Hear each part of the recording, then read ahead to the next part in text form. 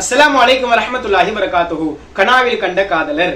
அல்லாஹ்வின் நல்லடியார்களே, பல்ஹ் நாட்டிலே ஒரு குடும்பம். அந்த குடும்பத்தில் ஒரு கணவன், ஒரு மனைவி, அவர்களுக்கு பிறந்த ஒரு சில பெண் பிள்ளைகள். கணவனும் ஸல்லல்லாஹு அலைஹி வஸல்லம் அவர்களுடைய குடும்பத்தை சார்ந்த வாரிசான அஹ்லுல் பைத், அவர்களின் மனைவியும் ஸல்லல்லாஹு அலைஹி வஸல்லம் அவர்களின் குடும்பத்தை சார்ந்த வாரிசான அஹ்லுல் பைத். இரண்டு அஹ்லுல் பைத்துகளுக்கும் நிக்கா நடைபெற்று அவர்களுக்கு பிறந்த பெண் பிள்ளைகளும் ஸல்லல்லாஹு அலைஹி வஸல்லம் அவர்களின் குடும்பத்தை சார்ந்த அஹ்லுல் பைத்துகள் பல்ஹ் நாட்டிலே வாழ்ந்தார்கள்.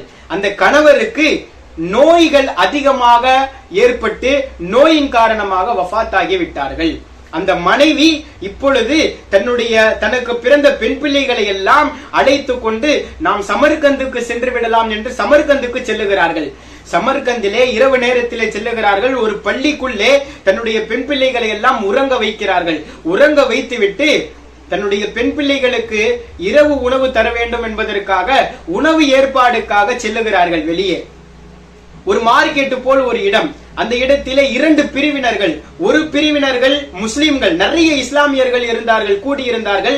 அந்த இஸ்லாமியர்களுக்கு ஒரு முஸ்லிம் எதையோ போதித்துக் கொண்டிருந்தார். இடதுபுறத்திலே பார்த்தால் மஜூசிகள் இருந்தார்கள், நெருப்பு வணங்கிகள். அவர்களினுடைய தலைவரான ஒரு மஜூசி அவர்களுக்கு எதையோ போதித்துக் கொண்டிருந்தார்.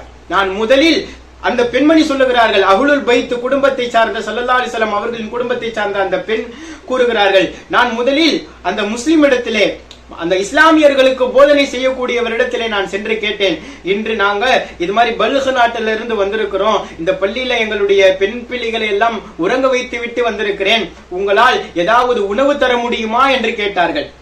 அப்போது அவர் கேட்டார், நீங்கள் ஸல்லல்லாஹு அலைஹி வஸல்லம் அவர்களுடைய வாரிசா என்று கேட்டார். ஆம், வாரிசுதான் என்றார்கள். உடனடியாக அவர் கேட்கிறார், அந்த இஸ்லாமியர், நீங்கள் நாயகத்தினுடைய குடும்பம் தான் என்பதற்கு என்ன ஆதாரம்? நீங்கள் அஹ்லுல் பைத் என்று கூறுகிறீர்களே, அதுக்கு என்ன ஆதாரம் என்று கேட்டார்கள்.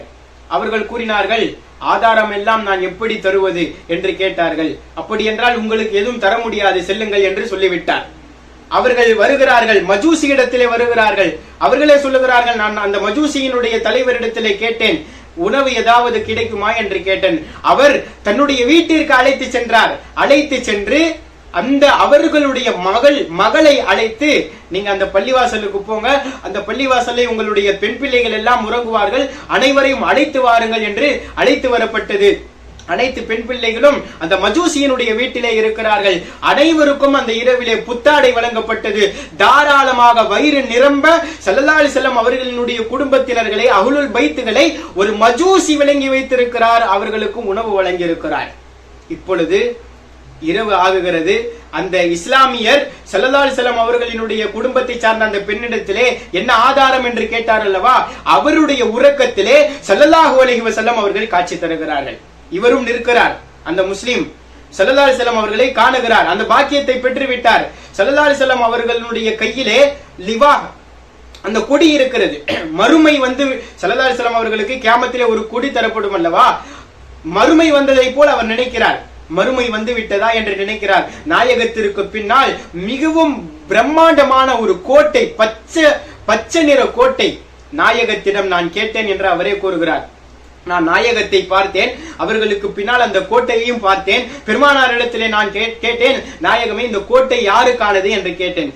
நாயகம் சொன்னார்கள், ஈமான் கொண்ட, தௌஹீதுடைய கொள்கையை ஏற்றுக்கொண்ட ஒருவருக்கு தான் இது என்று நாயகம் சொன்னார்கள். நான் கேட்டேன், நாயகமே அப்படி என்றால் நானும் ஒரு ஈமான் கொண்டவன் தானே, நானும் தௌஹீதுடைய கொள்கையை ஏற்றுக்கொண்டவன் தானே, அப்ப எனக்கா என்று கேட்டார்கள். இல்லை, உமக்கு இல்லை என்றார்கள். நாயகமே நானும் ஒரு முஃமின் தான். நாயகம் கேட்டார்கள், நீங்கள் முஃமின் என்பதற்கு என்ன ஆதாரம் என்று கேட்டார்கள். நான் திடுக்கிட்டு போனேன். முஃமின் என்பதற்கு என்ன ஆதாரமா? ஆம், நீங்கள் நேற்று இரவு கேட்டீர்கள் அல்லவா, என் குடும்பத்தை சார்ந்த ஒரு பெண் அஹ்லுல் பைத் உங்களிடத்தில் வந்திருக்கிறார்கள், நீங்கள் அஹ்லுல் பைத் தான் என்பதற்கு ஆதாரம் என்ன என்று கேட்டீர்கள் அல்லவா, அதே போல் இன்று நீங்கள் முஸ்லிம் என்பதற்கு என்ன ஆதாரம், அதை சொல்லுங்கள், சொல்லவில்லை என்றால் நீங்கள் சொர்க்கமே செல்ல முடியாது என்ற ரீதியிலே நாயகம் சொல்லிவிட்டார்கள். நான் திடுக்கிட்டு எழுந்தேன். ஒவ்வொரு வீடாக நான் அந்த இரவிலே கதவை தட்டி கேட்டேன். அந்த பெண், அந்த குடும்பத்தினர், நாயகத்தினுடைய குடும்பத்தை சார்ந்தவர்கள் உங்கள் வீட்டிலே இருக்கிறார்களா என்று ஒவ்வொரு வீடாக கேட்டேன். கடைசி அந்த மஜூசியுடைய வீட்டிலே நான் கேட்டேன். அவர் கூறினார், உங்க வீட்டுல இருக்கிறாங்களா என்று நான் கேட்டேன். ஆம், என்னுடைய வீட்டில் தான் இருக்கிறார்கள். அவங்களை தயவு செஞ்சு என்னுடைய வீட்டுக்கு அனுப்பி வச்சிருங்கன்னு நான் கேட்டேன். அப்போது அந்த மஜூசி சொன்னார், அவங்க என்னுடைய விருந்தினர்கள், நான் உங்களுக்கு அனுப்பி வைக்க மாட்டேன் என்று சொல்லிவிட்டார். ஸல்லல்லாஹு அலைஹி வஸல்லம் அவர்களை நான் கனவிலே கண்டேன், அவர்கள் இப்படி சொன்னார்கள் என்று சொன்னதும் அவர் சொன்னார், அந்த பச்சை கோட்டை இருந்ததல்லவா, கனவிலே நீங்கள் பார்த்தீர்கள் அல்லவா, அந்த பச்சை கோட்டை அது எனக்கானது, என் குடும்பத்தை சார்ந்தவர்களுக்கு தான் அது கிடைக்கும் என்று அவர் சொன்னார். நான் திடுக்கிட்டு போனேன். அவர் ஒரு மஜூசி, அவருக்கு எப்படி கிடைக்கும்? இல்லை, நீங்கள் தவறாக விளங்கிக் கொள்ளாதீர்கள். அந்த மஜூசி கூறினார், நேற்று இரவு ஸல்லல்லாஹு அலைஹி வஸல்லம் அவர்களுடைய குடும்பத்தை சார்ந்த அஹ்லுல் பைத்தினர்கள் எங்கள் வீட்டிற்கு வந்தார்கள். இரவு முழுக்க அவர்கள் எங்களோடு பேசிக்கொண்டே இருந்தார்கள். நாங்கள் அவர்களிடத்திலே அவர்கள் பேச பேச நாங்கள் இஸ்லாத்தை ஏற்றுக்கொண்டோம். என்னுடைய குடும்பத்திலே உள்ள என்னுடைய மனைவி மக்கள் அனைவரும் இஸ்லாத்தை தழுவி விட்டோம். நானும் ஸல்லல்லாஹு அலைஹி வஸல்லம் அவர்களை கனவிலே கண்டேன் என்று அந்த மஜூசி சொல்லுகிறார். மஜூசியுடைய கனவிலேயும் நாயகம் அந்த மஜூசியுடைய கனவிலே வந்து அந்த கோட்டையை காட்டினார்கள். மஜூசியே, இன்றிலிருந்து நீங்கள் மஜூசி இல்லை, இஸ்லாத்தை தழுவி விட்டீர்கள். இந்த கோட்டை உங்களுக்கானதுதான் என்று, உங்களுக்கும் உங்கள் குடும்பத்தினர்களுக்குமானதுதான். காரணம், என்னுடைய குடும்பத்தை சார்ந்தவர்களுக்கு நீங்கள் கண்ணியப்படுத்திருக்கிறீர்கள், அவர்களுக்கு தேவையானதை கொடுத்திருக்கிறீர்கள் என்பதாக ஸல்லல்லாஹு அலைஹி வஸல்லம் அவர்கள் சொல்லிவிட்டு சென்று விட்டார்கள் என்று சொன்னதும் அவர் வந்தவர் அந்த முஸ்லீம் கேட்கிறார், சரி அவங்களை வெளியே கூப்பிடுங்க, அவங்க கிட்ட நான் மன்னிப்பு கேட்டு விட்டு செல்லுகிறேன் என்று சொன்னதும் அவர்கள் மன்னிப்பு கேட்டார்கள். அவர்களும் அஹ்லுல் பைத்தை சார்ந்தவர்களும் மன்னித்து விட்டார்கள் என்பதாக வரலாறு முடிக்கப்படும்.